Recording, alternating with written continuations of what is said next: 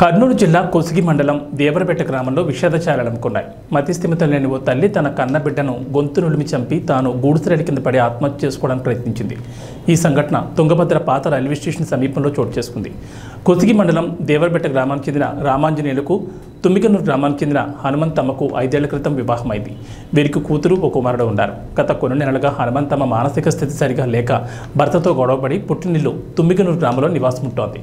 తన 10 నెలల కుమారుడు విశ్వనాథ్ని ఎత్తుకుని తుంగభద్ర పాత రైల్వే స్టేషన్ సమీపంలోకి వెళ్లి బాలుడి గొంతు నులిమి చంపేసింది.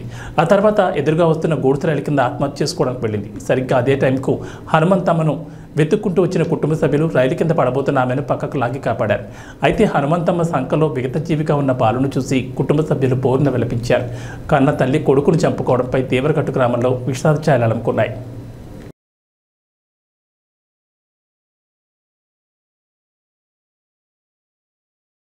బాగుండదు చిన్న పడైనా కూడా నీడు బాగుంది.